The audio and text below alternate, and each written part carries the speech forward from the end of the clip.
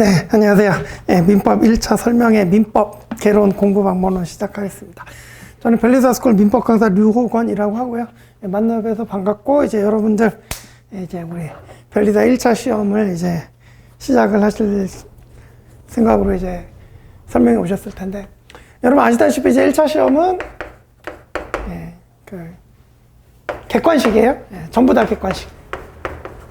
오지선답니다. 그러니까 이제 5개 질문 중에 이제 정답 골라내면 되는 거예요. 그죠? 그래서 1교시 선제법. 이 정도는 뭐 알아보고 오셨죠? 2교시 민법. 그 다음에 이제 3교시 자연과학. 그 다음에 이제 2차 시험이 있는데, 2차는 논술형입니다. 그러니까 이제 1차는 그 객관식 오지선다 중에 이제 뭐 OX 해가지고 정답 맞추면 되는 건데, 2차는 이제 여러분들이 백지를 그냥 스스로 채우셔야 돼요. 그죠? 논술형입니다. 그래서 어쨌든 1차를 붙어야 이제 2차를 볼 수 있습니다. 그래서 1차를 한번 붙으면 2차를 2번 볼 수 있습니다. 이제 1차를 붙으면 고해 2차 시험 한번 보고 그 다음에 2차 시험까지 이렇게 2차를 2번 볼 수 있습니다. 그죠? 2차 시험까지 합격을 해야 이제 자격증을 딸 수 있고요. 그래서 뭐 오늘은 이제 뭐 1차 설명이기도 하고, 그죠? 2차에 대해서는 뭐 나중에 여러분들이 천천히 이제 보시고, 우리한테 중요한 거 이제 1차니까, 그죠? 그래서 저는 이제 민법 강사니까 오늘 이제 민법에 대해서 이제 말씀을 많이 드릴 건데, 어쨌든 이렇게 1차 시험은 3과목이 있고 각 100점씩입니다. 문제는 40문제씩이에요. 40문제씩에 이제 100점. 그러니까 이제 한 문제당 2.5점 되는 거죠. 그죠? 한 문제당 2.5점. 한 문제 맞추면 2.5점. 그죠? 이렇게 이제 배점이 돼 있고. 그 다음에 이제 이렇게 이제 과목을 보면 3과목인데, 그 산재법은 이 안에 특허법, 디자인보호법, 상표법 이렇게 이제 3과목이 들어가 있습니다. 자연과학도 이 안에 물리, 화학, 생물, 지구과학 이렇게 좀 4과목이 들어가 있죠. 그죠? 그런데 민법은 단일 과목이에요. 그죠? 단일 과목이 이제 하나가 100점 차지하고 있다. 그럼 딱 느낌 오시죠? 무슨 얘기예요? 민법이 양이 무지하게 많습니다. 그러니까 다른 과목 3과목 합친 거랑 만만치 않게 오히려 더 많을 정도로 민법이 양이 많습니다. 그죠? 그 점을 일단 생각을 해주셔야 될 것 같고. 이렇게 이제, 그죠? 이렇게 있다. 그래서 요 3과목이 있는데, 이게 100점씩이면은 이제 우리들이 이제 공부를 할 때는 이제 우리가 수험 생활 한다고 해서 공부만 열심히 한다고 또 붙는 게 아니라 이제 전략도 잘 세워야 되기 때문에 나중에 이제 혹시 오늘 자과 선생님 오늘 들어오실지 모르겠는데, 제가 이제 간단히 말씀드릴게요. 이 자연과학, 그러니까 변리사 시험 준비하시는 대부분의 수험생들이, 물론 문과생들도 많이 계시지만 이공계열이 많으세요. 이공계열 분들이 많으십니다. 그러면 자연과학은 잘하는 거 아니냐? 그죠? 고등학교 때도 뭐 하고 그랬잖아요. 그래서 자연과학 물리화생지 이거 점수 되게 잘 나올 것 같은데 그렇지 않습니다. 이거 60점 넘기기가 그렇게 힘들다 그래요. 100점 만점에. 그죠? 70점 맞으면 정말 잘 본 거고. 그죠? 그래서 60점 정도만 맞아도 이제 뭐 자연과학은 합격하는데 지장이 없다 뭐 이런 얘기 하거든요. 그죠? 100점 만점에. 그런데 여러분들이 이제 뭐 앞으로 잘 알아가시겠지만 이 변리사 시험을 주관하는 데가 이제 산인공, 좀 뭐 정확하게는 산업인력관리공단 뭐 이런 건데, 산인공이라고. 여기서 하는데, 이 시험을 갖다가 이제 저희 계속 통계를 내보면 커트라인이, 1차요. 1차 커트라인이 대부분 76에서 77 정도로 나옵니다.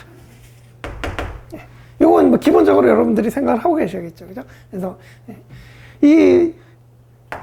물론 이제 시험이 몇 년마다 이제 난이도 편차가 있으니까 정말 쉽게 나오면 80점 넘어갈 때도 있고 정말 어렵게 나오면 막 70점대 초반 뭐 이렇게 커트라인이 나올 수도 있는데 가장 많은 커트라인을 보면은 요 정도 좀 된단 말이에요. 그죠? 그러면 산인공이 요 정도 커트라인을 목표로 이제 1차 시험을 이제 의뢰를 하는 건 알 수 있죠. 그죠?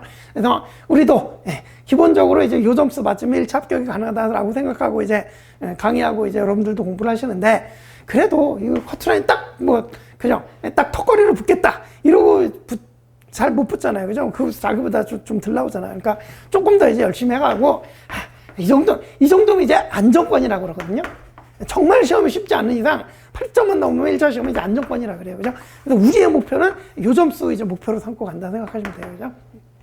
평균 80점. 그러면, 이제. 제가 이제 평균 80점 정도를 맞아야 이제 안정적으로 1차를 합격할 수 있다 그랬는데 자연과학이 60점만 껴도 어렵다 그랬어요. 60점. 그죠? 그러면 나머지 과목에서 몇 점씩 맞아야 돼요? 이거 90 찍어줘야, 그래야 총합하면 240 해갖고 이제 평균 80점 나옵니다. 그죠? 그래서 여러분들이 자연과학이 생각만큼 점수가 안 나오기 때문에 자연과학은 좀 전략적으로, 그러니까 이제 네 과목이잖아요. 물화생지 이 중에 뭐 좀 자기가 전공이 좀 가까운 사람들은 뭐 좀 유리한 면도 있고 하겠지만, 어쨌든 그래가지고 이제 뭐 요거 60점 정도 맞는다고 가정하면 90 맞아줘야, 그래야 비로소 1차 시험이 합격이 가능하다. 뭐 이런 얘기가 돼요. 그죠? 그래서, 법과목을 잘해야 되는구나. 근데 여러분들이 이제 이공 계열이다 보니까 이제 생전 법과목을 이제 처음 접해보는 뭐 이런 분들이 많단 말이죠. 그죠? 그래서 이제 우리 변리사 시험 1차가 여러분들이 좀 어렵고 많이 공부를 하셔야 된다. 그죠? 그 다음에 이제 여러분들이 이제 변리사니까, 그러니까 여러분들이 실제 실무에 나가서 가장 많이 다루게 될 법이 산재법인데, 그죠? 이 모든 법학의 기초가 민법이고, 그죠? 그 다음에 이제, 이 산재법에 뭐 특허권 디자인보호법 이런 거 다 권리인데, 그죠? 권리 의무에 대해서 배우는 게 민법이고, 또 뭐 특허권 침해받았다 그러면 손해배상 청구 문제 생기고 그런 게 다 민법이 기초가 되기 때문에, 그래서 이제 민법이 시험 과목에 들어있는 거고, 그리고 과목은 2교시지만 하여튼 법학의 기초가 민법이기 때문에 이 민법을, 그러니까 이제 여러분들이 변리사 시험 1차를 준비한다 그러면 가장 먼저 시작하는 게 민법입니다. 그래서 여러분들도 가장 먼저 민법부터 시작을 하셔야 돼. 그래서 이제 저희 학원도 이제 종합반 시작하면, 우리 종합반 3월에 개강하는데, 3월 초에, 그죠? 3월 초에 개강하는데, 그때 민법하고 특허법하고 이제 동시에 개강을 합니다. 그래서 이렇게 이제 민법을 여러분들이 가장 먼저 공부를 해야 된다. 변리사 시험 1차 시험을 보려면, 그죠? 그리고 이제 비중도 한 과목이 100점이니까 이제 비중도 높다. 그죠? 일단 요 정도 이제 개관하고, 우리 이제부터는 제가 민법 강사니까 이제 민법에 대해서 조금 말씀을 드려보겠습니다. 그죠? 이건 변리사 시험 전체 개관해 본 거고. 자, 그래서 로마자, 제가 오늘 프린트 2장짜리 나눠드리는데 갖고 계시자고요. 그거 보시면서 따라옵시다.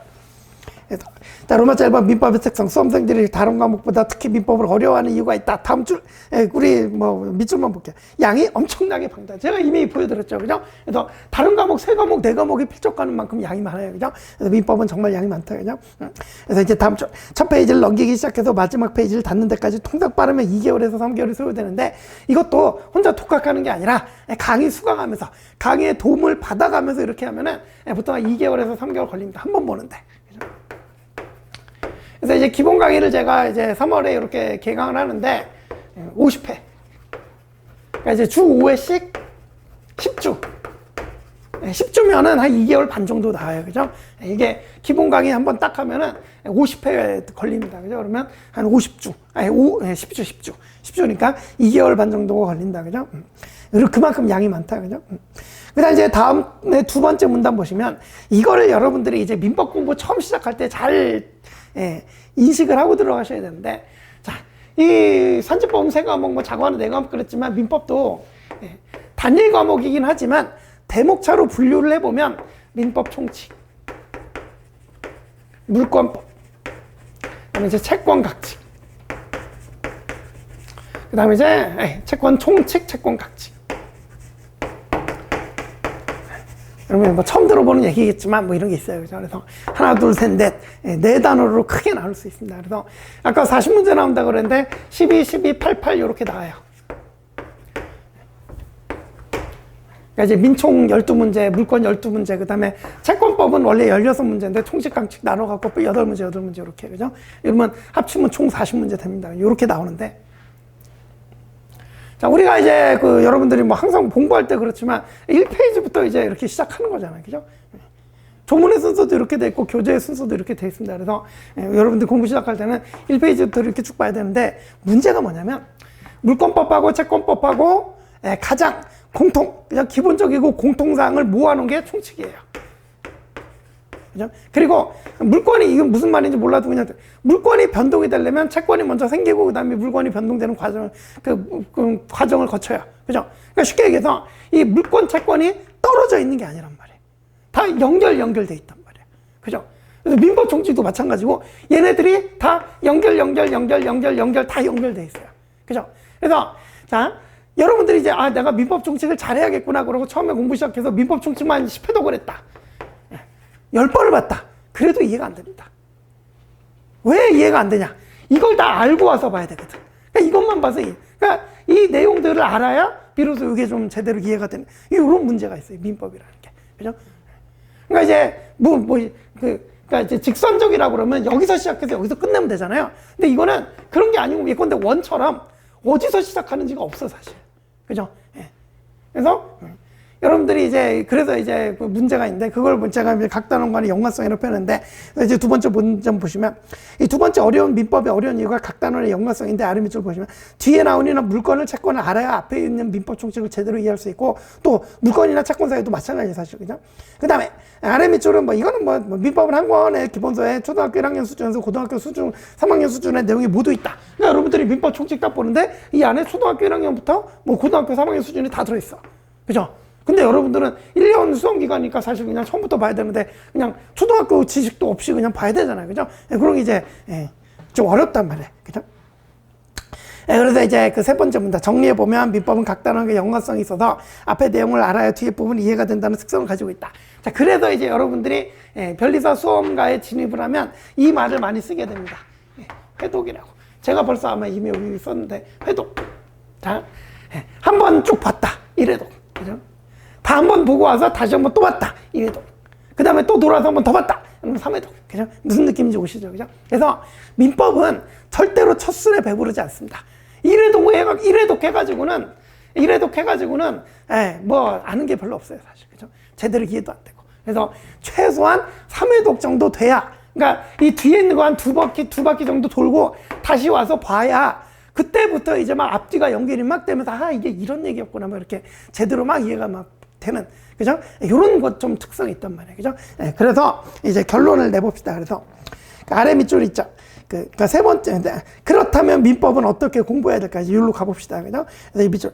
처음에 잘 이해가 안 되는 부분이 있더라도 이게 사실 당연한 거기 때문에 일단 끝까지 가보는 게 중요하다. 그죠? 그래서 아래 밑줄. 일단 끝까지 무슨 내용이 있는지 보고 와서 다시 반복이 돼야 그때부터 실력이 향상됩니다. 그죠? 그래서 따라서 처음부터 끝까지 이제 천천히 자세하게만 이렇게 읽어나가는 방식보다는 그러니까 이제 좀 꼼꼼하신 분들은 좀 이해가 안 된다 싶으면 못 넘어가는 분들이 있어요. 근데 민법은 그럼 돼요? 안 돼요? 안 돼. 일단 넘어가서 끝까지 보고 와서 봐야 그래야 이제 막 연결이 되면서 이제 알게 된단 말이에요. 진정한 의미를 알게 된단 말이에요. 그죠? 그래서 굵은 글씨 되죠. 처음부터 끝까지 천천히 자세하게 읽어나가는 방식보다는 조금 부족하다 싶어도 빠르게 여러 번 반복해서 앞까지가 연결이 되도록 학습하는 게 이게 이제 중요하다, 훨씬 효과적이란 말이에요. 그죠? 이런 특성이 있기 때문에 이걸 좀 알고 계셔야 돼요. 그죠? 그래서 이제 이래도 2회 독재가 힘듭니다. 왜냐하면 계속 공부 열심히 하는 것 같은데 뭔가 아는 건 없는 것 같아 계속. 그죠? 그런 상태로 좀 버텨줘야 되기 때문에 그게 좀 힘들다. 그죠? 하지만 그 상태를 잘 버텨줘야 그래야 이제 3회독 때 이제 빵 터진다. 이해가시죠? 그죠? 이런 말씀드리고. 그래서 이제 그 민법 그 교재를 여러분들이 독학한다는 건 사실 거의 뭐 진짜 천재 뭐 가능할까? 근데 불가능한 얘기고. 그래서 강사가 이제 앞에서 뒤에 있는 거, 그러니까 민법 총칙하면서부터 뒤에 있는 거 끌어다가 다 이해시키고 넘어갑니다. 그죠?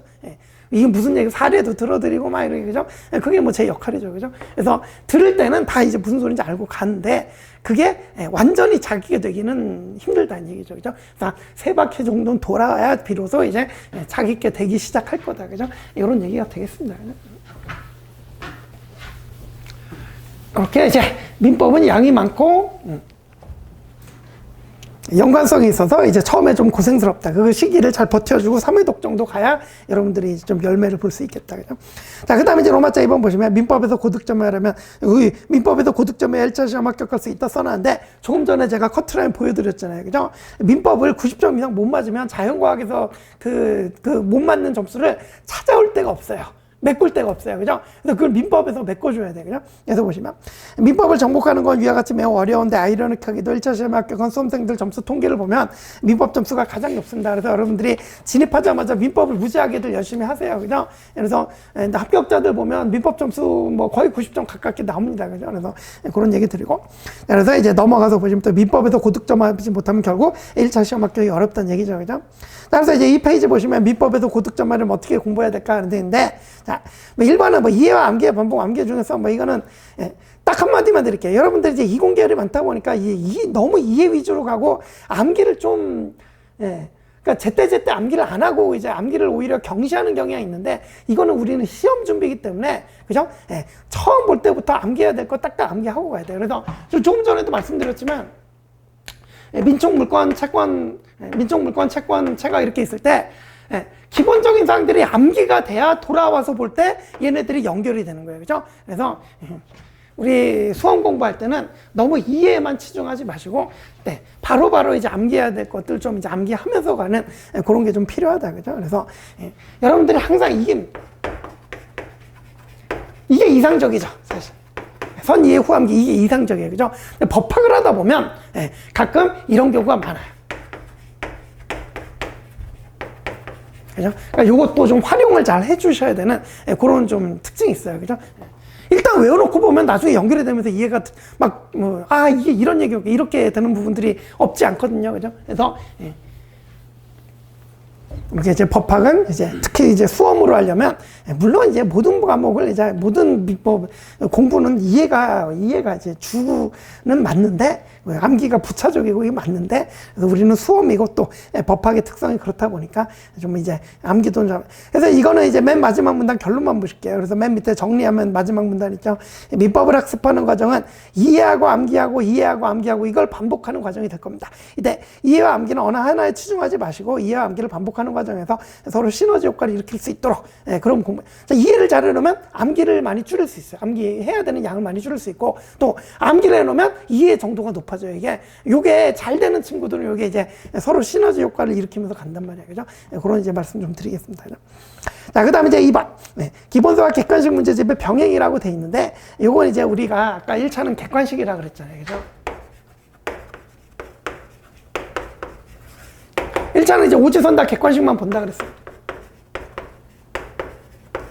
그래서 이제 일단 근데 공부를 하려면 일단 기본서가 필요하죠. 그죠? 그러니까 이제 서술형 기본서죠. 그러니까 이제 뭐 문제 형식이 아니라 서술형에서 책으로 되어 있는 기본서 이런 게 있고, 그죠? 그 다음에 이제 뭐 제가 뭐 쓴 책을 뭐 기준으로 말씀드리자면 저기 나가다가 나중에 보시면 견본이 있는데 오늘 그 내용은 안 보셔도 되고 두께 정도만 한번 봐보세요. 두껍습니다. 그죠? 그래서 기본서 제가 쓴 게 이제 포인트 민법이라고 있고 이게 지금 한 980페이지 돼요. 그 다음에 이제 객관식 문제집이 있는데 이거 이제 문제집이죠. 말 그대로 이제 기출문제 같은 거 이제 해설해놓고 이런 거, 그죠? 이거 이제 포인트 민법 객관식이라고 제 책이 있어요. 이거는 한 1280페이지 정도 돼요. 1280페이지. 무지하게 두껍죠. 그죠? 이루고, 그죠? 그리고 이제 제가 이제 OX 지문집이라고 이거는 이제 기출문제는 이제 오지선다니까 1번, 2번, 3번, 4번, 5번 있잖아요. 그러다 보면은 지문의 순서가 뭐 뒤죽박죽이기도 하고, 근데 이제 이걸 지문별로 다 쪼개가지고 이제 OX 지문처럼 이렇게 지문을 갖다가 순서대로 이렇게 배열을 해라. 이게 사실은 뭐 기출문제집하고 비슷하다고 생각하시면 됩니다. 근데 기출문제집의 형식을 좀 바꿔가지고, 기출문제집의 형식을 바꿔갖고 지문의 형태로 그냥 다 잘라놨다고 생각하시면, 그 다음에 순서대로 배열했다 이렇게 나온 생각하시면 되는데, 요건 이제 한 680페이지? 이번에 좀 개정되고 한 700페이지 나왔다. 그냥 700페이지 정도로 할게요. 그러니까 요건 그나마 얇아요. 이 정도 돼요. 얘는 2배죠. 그죠? 무슨 차이냐? 이 객관식 문제집은 여러분들이 실전을 위해서 우리나라에서 보고 있는 민법 그러니까 많아요. 변호사 시험, 변리사 시험, 뭐 법무사 시험, 뭐 사법시험 지금 없어졌는데 옛날에 사법시험 있었고, 그 다음에 뭐 법원행시 뭐 이런 거 있어요. 그죠? 노무사, 공인노무사, 뭐 감정평가사, 그죠? 이런 거 거의 대부분 다 들어있다고 보면 됩니다. 그럼 많죠. 그죠? 대신에 이 OX 지문집은 딱 변리사하고 변호사 기출문제 2가지만 나왔어요. 변리사, 변호사 기출문제 딱 2가지만 들어있어요. 자, 우리가 이제 변리사 시험이 민법 시험 기준으로 하면 변호사 시험이 조금 어렵고 변리사 시험이 조금 쉬운데, 제가 이제 기출문제 분석해 보면 변호사 시험 먼저 나왔다가 변리사 시험으로 들어오는 문제들이 많이 있어요. 그죠? 그래서 우리한테 그러니까 우리나라에서 민법을 보는 시험들이 많이 있는데, 우리 변리사 시험을 준비하기 위해서 꼭 봐야 되는 기출문제다. 그럼 2가지 꼽습니다. 변리사는 당연히 기출문제 봐야 되고, 변호사 시험까지는 기출문제 봐야 된다. 그죠? 그래서 이제 요 OX집은 변리사, 변호사 기출문제만 해갖고 이렇게 이제 700페이지짜리 좀 얇게, 그 다음에 지문별로 해갖고 교과서 순서대로 좀 쉽게, 그죠? 이렇게 만들어놨다. 그죠? 그래서 이제 제 교재는 이렇게 3가지로 구성이 됐고, 이렇게 이제 지금 이제 요 얘기를 또 해야 되는데, 우리 주로 1차 시험이 매년 2월, 그러니까 셋째 주 토요일쯤 보면 돼요. 거의 대부분 2월 셋째 주 토요일에 이제 1차 시험일이 이제 옵니다. 그죠? 그러다 보니까 이제 1차 시험 딱 끝나고 이제 3월 초에 이제 우리 기본 강의 개강해갖고 이렇게 이제 기본, 그 다음에 중급, 그 다음에 뭐 객관식 강의. 그래서 기본적으로 이게 세가 이렇게 기본 강의, 중급 강의, 객관식 강의 이렇게 하는데, 물론 뭐 세 개 다 뭐 들을 수도 있고, 뭐 기본 강의는 제가 볼 때는 필수라고 생각돼요. 그 다음에 이제 뭐 두 강의는 뭐 좀 뭐 옵션으로 생각해도 되는데, 이제 어쨌든 우리 학원은 이제 경험의 산물이다 보니까 커리큘럼 우리가 회독이 중요하다 그랬잖아요. 그죠? 그래서 기본 강의 할 때 1회독, 이제 중급 강의 할 때 2회독, 객관식 강의 할 때 3회독. 이렇게 이제 저절로 따라하다 보면 3회독 딱 끝난다. 그죠? 요 시점이 한 9월쯤 됩니다. 9월에서 10월 사이. 그래서 이렇게 3회독하고, 그 다음에 이제, 이렇게 요 이 땅에 있으면 이제 요 다음에 2월 셋째 주, 그죠? 토요일. 요때 이제 시험을 보겠죠. 그래서 여러분들 지금 올해가 24년이니까 25년 2월에 여기 이제 시험을 볼 겁니다. 그죠? 25년 2월에. 그래서 이제 보통 이제 1년 단위로 이렇게 이제 진입하시는 수험생들은 3월에 시작해갖고 이제 2월에 시험을 보게 되는데, 한 9월에서 10월 사이까지는 강의를 열심히 들으면서 이제 3회독 따라오시고, 그 다음에 10월부터로 할게요. 10월부터 2월까지 거의 한 4, 5개월 정도 나오는데, 4에서 5개월 정도 남는데, 이때는 강의 부담이 거의 없습니다. 이 기본 강의 50회, 뭐 중급 강의 35회, 볼 때마다 여러분들 실력이 느니까 횟수는 줄어들게, 그 보는 기간 점점 짧아지겠죠. 그죠? 그래서 첫 번째는 50회, 기본 강의 50회, 중급 강의 35회, 객관식 강의 25회, 요 정도니까 3회독 되거든요. 그죠? 그럼 이제 요때부터는 뭐 특강 해가지고 막 짧고 뭐 이런 특강 정도만 있지, 긴 강의가 없어요. 그러니까 이때부터는 여러분 마무리 단계라고 하는데, 요 3회독 하면서 이제 강의 들으면서 익혔던 지식을 갖다가 무지하게 반복을 하면서 자기 걸로 만들어 나가는. 그죠? 그래서 요거 마무리 단계입니다. 이 시기가 매우 중요합니다. 그죠? 그래서 여러분들이 이제 공부를 해보면 실력이 절대 이렇게 들지 않아요.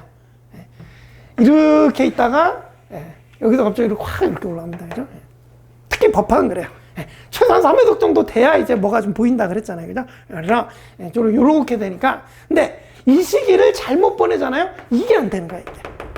그러니까 여러분들이 이 시기에, 그러니까 이 8월, 10월 전까지 이제 3회독 시기에 이거를 갖다가 뭐 진도를 좀 못 따라오고 밀리고 막 이러다 보면은 당시에는 별로 뭐 모의고사 봐도 별로 차이가 안 나요. 비슷비슷하니까. 그죠? 근데 이 시기를 잘 보낸 친구들은 이게 되는데, 이 시기를 좀 소홀히 보낸 친구들은 이게 안 되고 그냥 이러다가 마는 거야.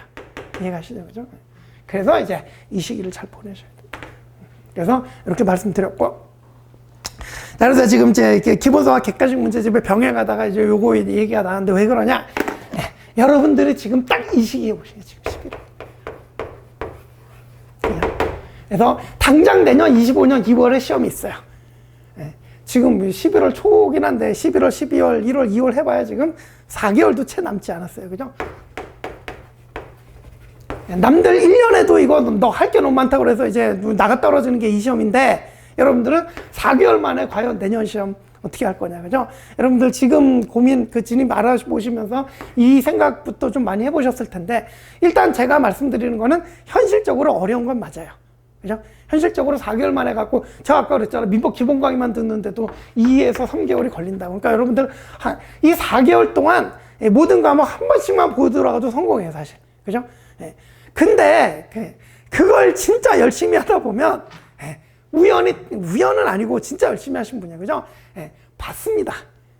그러니까 없진 않아요. 물론 수는 적겠지만 가끔 매년 한두 명씩 뭐 이렇게 나와요. 4개월 만에 그냥 1차 시험에 합격하고 뭐 이런 사람 나오긴 나오니까, 제가 드리고 싶은 말씀은 그러니까 여러분들 대부분 이런 생각하시고, 내가 11월에 왔으니까 25년 2월 시험은 그냥 뭐 넘기고 나는 26년 2월 시험이 목표다.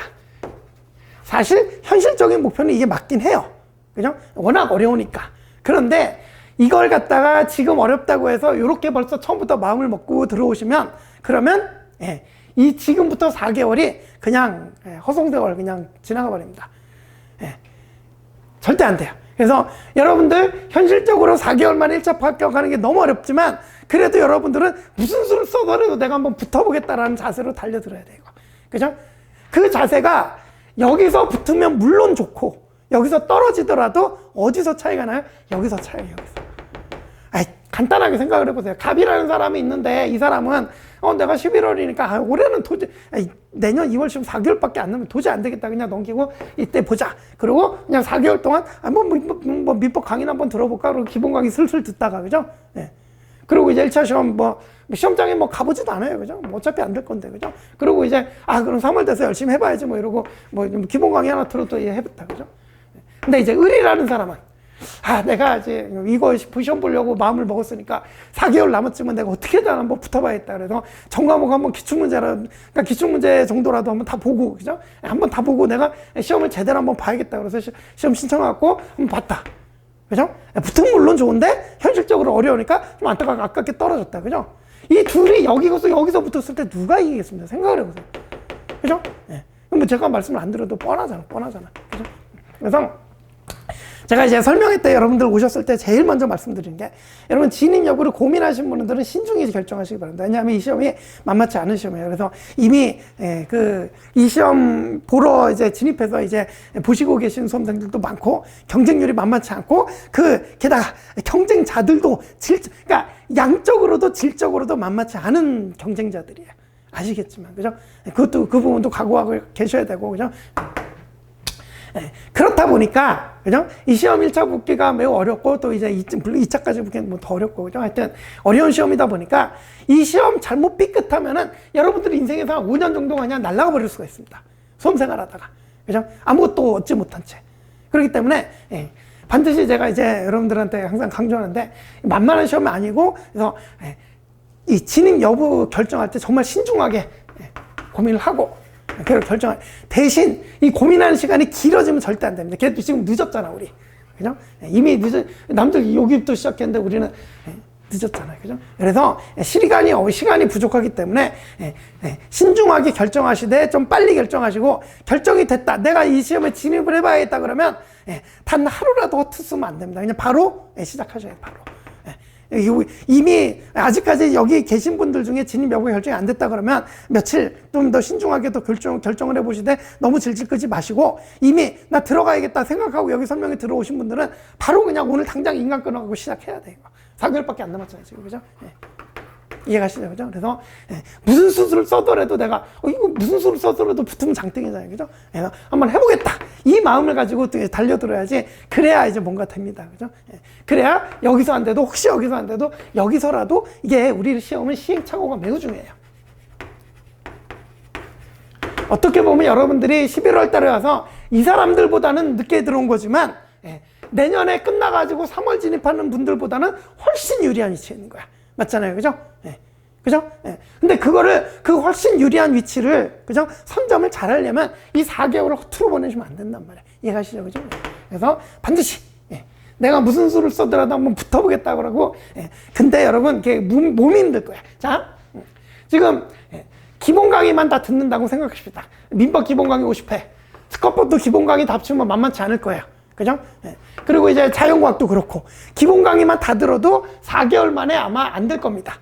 그죠? 그래서, 요 3월에 시작했을 때 이제 이제 50회잖아요. 50회 50일 걸렸잖아요. 그죠? 3월에 진입하신 분들은 50일에 하거든요. 여러분들은 이거 25일쯤으로 줄여야 돼. 그러니까 쉽게 얘기해서 하루에 두 강을 들여내야 되는 거예요. 그죠? 압축적으로. 그죠? 이때, 그러니까 이제 1회라고 부르는 게 3시간이거든요. 1교시, 2교시, 3교시 해가지고, 보통 강의하면 이제 9시부터 한 12시 30분 정도까지 해요. 중간에 좀 쉬고 그러면 3시간 나요. 3시간이 1회예요. 그죠? 그러면 이제 이 3월에 진입한 분들은 이 3시간짜리를 하루에 한강 소화한단 말이에요. 그죠? 여러분들은 2회씩 소화를, 6시간짜리를 하루에 소화를 해야 돼. 그래야 이거 시간 맞출 수 있는 이때까지 다 볼 수가 있어요. 그죠? 근데 대신 이거 성공하면은 이때 합격률 정말 높이 확 올라갑니다. 왜? 제가 아까 그랬잖아요. 이게 반복이 돼야 되기 때문에 짧은 시간에 반복할수록 더 도움이 돼요. 왜? 기억에 남아있거든요, 얘네들이. 그죠? 그렇기 때문에 압축적, 우리 하여튼 수험생활은 압축적으로 하는 게 좋기 때문에, 지금, 반드시 요거 이제 기억을 하시고. 그러니까 남들보다 늦게 들어왔다 생각하지 마시고 지금 내년 3월에 들어올 사람들보다 여러분은 훨씬 빨리 들어왔으니까 이 시간을 확실하게 자기 걸로 좀 만들어라. 그죠? 대신에 설렁설렁하지 마시고 내년에 어떻게든 붙어보겠다는 마음가짐으로 몸이 아마 힘들 거야. 하루에 1회 소화하기도 힘든데 하루에 2회씩 소화하려면 정말 몸이 힘들 정도로 들어야 되고 그죠? 인강 들어야 되고 게다가 이제 주말 또 못 놀아요. 이제 3월 진입생 분들은 제가 주말에 좀 쉬엄쉬엄 해도 된다 그런 얘기는 하는데 여러분들 그런 거 없어요. 주말이고 뭐 토요일 일요일 그런 게 어디 있어. 그죠? 그렇게 이제 일단 한번 달려봐야 돼. 그죠? 그리고 내년 시험 접수해 가지고 반드시 꼭 보세요. 그죠? 그게 시행착오예요. 그거 겪은 사람하고 안 겪은 사람하고 그 다음에 시험 볼 때 분명히 차이 생깁니다. 그죠? 그래서 이렇게 말씀드리고. 그래서 이제 제가 이제 본론으로 들어가면 그러면 이제 기본 강의만 들으면 여러분들 지금 4개월 남았는데 기본 강의 듣고 지금 시험 보러 가야 되잖아요. 그죠? 아까 기본서, 객관식, OX 이렇게 했다 그랬는데 여러분들이 지금 내년 그러니까 4개월 동안은 객관식 이거 볼 시간 없어요. 못 봅니다. 너무 많아갖고. 그죠? 그러니까 여러분들은 이 민법은 이 기본서하고 근데 기본서만 봐갖고 나 가서 점수 맞으면 못 맞습니다. 왜냐하면 OX 객관식 문제를 풀어 연습을 해야 되는데 그죠? 그래서 최소한 그러니까 이거 두꺼운 이거 1280페이지짜리 이거는 이제 보면 안 돼. 이거는 아예 잡으시면 안 돼요, 여러분. 물론 이제 내후년에 시험을 본다 그러면 이거 잡고서 이제 열심히 보셔야겠지만 그게 아니라 지금 4개월 동안 이제 최소한 민법 점수를 최대한 아니면 한번 많이 맞아보겠다. 그죠? 시험에 한번 붙어보겠다. 이렇게 달려들 때는 이거 이제 객관식 이거는 포기해야 돼. 포기하고 OX 지문집만 갖고 가는 거야. 그죠? 이건 이제 700페이지밖에 안 되기 때문에 이거는 이제 가능합니다. 그래도 이것만 보고 가도 한 11년치 기출문제는 다 보고 들어가는 겁니다. 그죠? 그 분량 다 들어있어요. 그죠? 그래서 제가 기본 강의할 때부터 이제 이거는 이제 뭐 강사마다 좀 차이가 있는 부분인데 기본 강의할 때 기본서만 보는 강사들이 있고 저 같은 경우는 기본서하고 OX 지문집을 같이 봅니다. 사실 OX 지문집 그러려고 만들어 놓은 거예요. 그래서 제가 이제 기본 강의할 때 50회라고 그랬죠. 1회 강의하고 나면 1회 강의분을 여러분들이 집에 가서 강의를 먼저 듣고 여러분 법학은 예습이 필요 없어요. 예습해봐야 의미가 없습니다. 그래서 일단 강의 먼저 수강하고 그죠? 그 다음에 1회 수강하고 그 다음에 1회만큼 진도 나간 만큼 기본서 정독을 합니다. 그러니까 이제 강의 수강 여러분들 공부하는 순서가 이렇게 될 거야. 그냥 강의 수강하고 기본서 정독하고 그 다음에 이제 그 해당 부분 기출문제 좀 풀어보고 요걸 이제 OX 지문집으로 하면 되는 거예요. 그래서 저는 1회 강의 이렇게 하면 강의 분량만큼 이제 읽어와라 그러고 이 OX 지문집 이거 풀어오라고 시킵니다. 그래서 풀어오면은 그 다음에 2회 강의 할 때 한 2, 30분 돼가지고 그 문제 먼저 풀어드리고 그 다음에 2회 강의 나고 이러거든요. 쉽게 얘기해서 저는 기본 강의 때부터 이 OX 지문집을 병행을 합니다. 그러니까 여러분들이 이 4개월 남은 동안 기본 강의하고 요 OX 지문집만 잘 보고 들어가셔도 그래도 민법 점수는 뭐 물론 이제 뭐 어렵겠지만 한번 해볼 만하지 않을까요? 그래서 이렇게 이제 4개월 남았는데 기본서만 보고 들어가셔갖고는 점수로 연결되긴 좀 힘들 거다. 그래서 객관식 문제집을 좀 병행을 해갖고 해라. 최소한 기출문제 정도는 보고 들어가셔라. 되셨죠? 그죠? 이런 말씀 드립니다. 그래서 이제 이번 기본서 객관식 문제집 1차 시험에 이제 객관식 문제만 보다 보니까 이렇게 이제 기본 강의 들으면서도 이제 객관식 문제를 좀 병해서 기출 문제를 병해서 보시는 게 좀 좋은 점이 많을 거다. 이런 얘기를 써놨습니다. 그죠? 됐고. 자, 그 다음에 이제 3쪽 넘어가셔서 그래서 이제 3쪽에 맨 위에 제가 굵은 걸 써놨는데 여러분들이 구체적으로 실제 공부를 해보시면 강의 수강하시고 기본서 정독하고 객관식 문제 풀고 뭐 이런 식으로 계속 반복하게 되실 거예요. 그죠? 그러다 보면 이제 실력이 느는 거고. 자, 그 다음에 이제 3번 조문의 중요성이다. 자, 이제 민법은 이제 또 내용적으로 보면 조문, 판례, 이론 뭐 이렇게 구성이 됩니다. 그럼 뭐 조문은 뭐 법 규정 얘기하는 쉽게 해서 그죠? 우리 민법 규정이 뭐 1조부터 760 여러분들은 그러니까 민법 1조부터 1008조까지인데 여러분들은 766조까지만 보면 돼요. 왜냐하면 여러분들은 이제 가족법은 안 배우고 재산법만 배우거든요. 그죠? 이거는 법 규정 여기 이제 조문이다. 그 다음에 판례라는 게 있어요. 판례는 대법원 판결문이라고 생각하시면 됩니다. 대법원 판결문. 그러니까 여러분 공부 대상이 이건 거야. 조문 보셔야 되고 이제 판례 보셔야 돼요.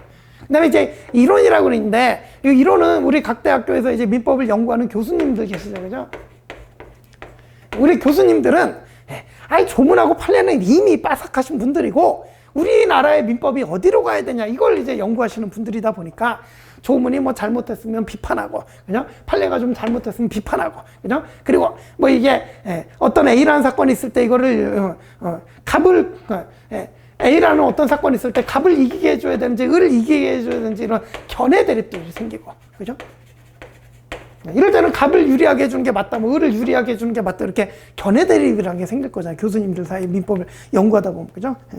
그래서 이런 걸 이제 따지자면 이제 이론이다, 이렇게 얘기할 수가 있습니다. 그죠? 자, 그러면 이 셋 중에 출제 비중이 가장 높은 건 뭘까요? 판례입니다.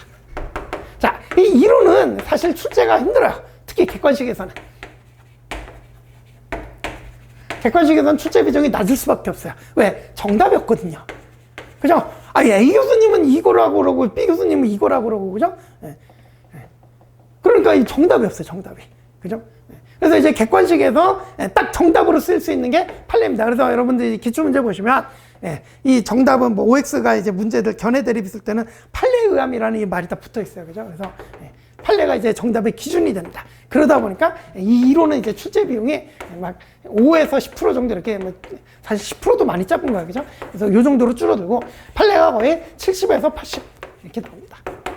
근데 이제 조문이 나머지 뭐 10에서 20% 정도 차지하죠. 그죠? 그래서 출제 비중으로 보면 판례가 제일 많이 나오고 그 다음에 조문, 그 다음에 이론. 그죠? 그러면 이제 여러분들이 당연히 판례를 제일 열심히 공부를 하겠죠. 그죠? 그런데 제가 이제 그 3번의 조문의 중요성을 써놓은 이유는 자, 판례가 언제 나오냐? 조문이 없을 때 판례가 보충한다. 그 다음에 조문이 있는데 좀 문제가 있다. 이럴 때 또 판례가 좀 수정을 해준다. 그죠? 그 다음에 조문이 있긴 있는데 좀 불명확하다. 이럴 때도 판례가 해결해줘요. 그러다 보니까 판례가 다 어디서 나와요? 조문에서부터 나옵니다.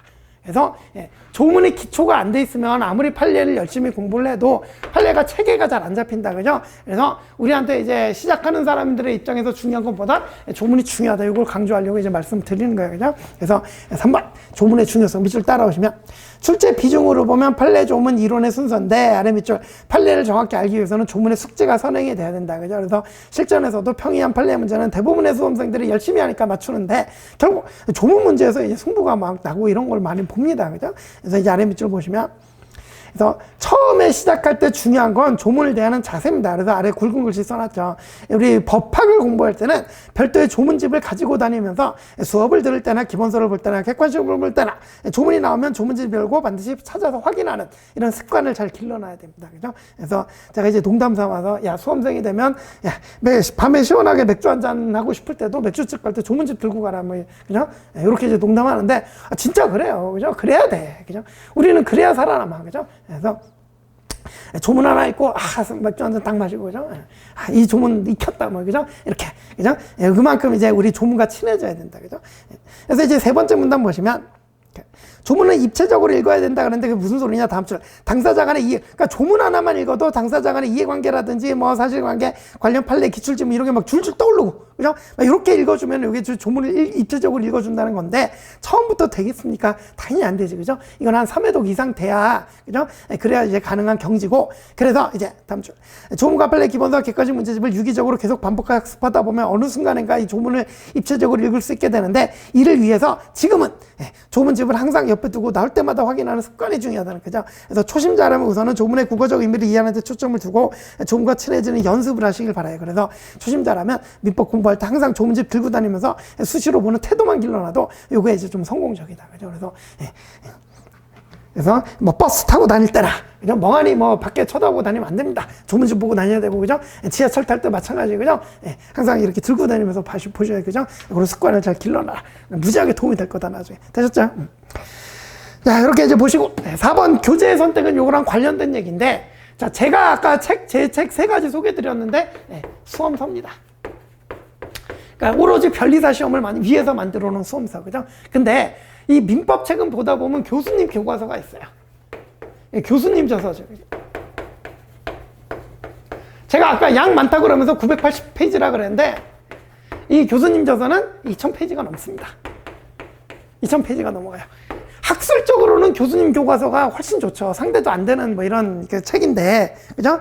그런데 우리는 시험을 봐야 되는 사람인데 1년에 2000페이지. 게다가 우리 교수님들은 관심이 어디 있다고요? 여기 많다고, 그죠? 그러니까 여러분들이 수험을 보면서 교수님 교과서를 본다는 거는 좀 이제 무리가 있지 않나. 그래서 좀 효율적으로 보려고 그러면 아무래도 교수님 교과서보다는 물론 이제 학술적으로는 훨씬 좋은 책이지만 시험을 위해서라면 수험서를 보는 게 맞겠다라는 생각으로 여기 이제 4번 교재 선택 그 얘기 적어놨습니다. 그죠? 그래서 우리 시험을 위해서는 교수님 교과서보다는 이제 수험서를 좀 보는 게 나으시겠다. 됐고. 그다음 이제 5번. 복습의 중요성인데, 이건 뭐 제가 좋아하는 말인데, 그 학습 있죠, 학습. 이 한자, 여러분들 좀 그 이공계열들 한자에 약하더라고. 근데, 학습 정도는 아시죠? 배울 학, 익힐 습입니다. 시험에 있어서는 뭐가 더 중요할까요? 배울 학보다 익힐 습이 훨씬 중요합니다. 그래서 제가 써놨죠. 학습에서 배울 학보다 익힐 습이 중요하다. 그래서 넘어가 보시면, 강의 수강으로 이행할 내용을 반드시 자기 것으로 만드는 과정이 반드시 필요합니다라고 써놨죠. 즉 강사가 길을 열어주면 수험생은 그 길을 이런 길이 있다 그러고 끝내면 안 돼. 그 길을 반드시 스스로 걸어가 봐야 되는 거야. 그죠? 그게 중요합니다. 그게 복습이 중요하다는 얘기예요. 그래서 제가 이제 여러분들 이제 그 강의 많이 하면서 수험생들이 선생님 강의 들을 때는 다 알겠는데, 그죠? 강의 듣고 한 달 지나니까 하나도 모르겠어요. 맨날 그럽니다. 그죠? 그래서 그런 일이 벌어지지 않으려면 복습을 열심히 잘 하셔야 된다. 그죠? 강의 들을 땐 다 아는 것 같아요. 그죠? 근데 그걸 확실히 자기 걸로 만들어 놓는 과정이 매우 중요하다. 그죠? 그래서 아까도 말씀드렸지만 매일매일 1회부터 50회 강의 갈 때 그 진도 밀리지 말고 그날 거 복습 이렇게 꾸준히 하시는 게 이게 쉬울 것 같지만 엄청 어렵습니다. 여러분들 처음 진입할 때는 대단한 각오를 가지고 내가 진도 한 번 안 밀리고 다 따라가 봐야지 그러는데 중간에 가면은 말도 못하죠. 그죠? 밀리고, 그죠? 아예 못 따라잡고, 등등, 그죠? 자, 그러면, 당시에는 티가 안 나도 언제 난다 그래서 여기서 난다 그랬죠. 그죠? 그래서 이게 절대 만만치 않기 때문에 정말 이제 각오도 잘 하시고, 그죠? 만만치 않습니다. 매일매일 이렇게 꾸준히 해낸다는 게, 그죠? 정말 대단한 사람, 그러니까 해내시는 분들 보면 저도 강사지만 이제 정말 대단한 수험생이라고 생각이 들어요. 그죠? 그래서 매일매일, 그죠? 이렇게 꾸준히. 강의 수강하고 기본서 정독하고 OX 먼저 풀어보면 진도 안 밀리고 하는 거 중요하다. 그죠? 그래서 그 밑줄을 안 꺼냈지만 그렇게 써놓은 거예요. 그래서 제가 이거 오늘은 뭐 이제 설명회 때는 시간이 없으니까 다 읽어드리진 못하는데, 그래서 밑에 이제 세 줄 써놨잖아요. 그죠? 그래서 수험생 여러분들이 복습할 때도 조문 먼저 읽고 기본서 정독하고 필기노트 도예도 스스로 그려보고, 제가 이제 필기노트도 뭐 도예 그려서 나눠드리거든요. 이런 것도 뭐 그려보고, OX 지문까지 풀어보고, 이런 1년의 과정을 매일매일 꾸준히 밀리지 않고 해내셔야 된단 말이에요. 배우고 나서 익히지 않으면 자기 것이 되지 않는다는 점, 이거 이제 명심해 주시기 바랍니다. 그죠?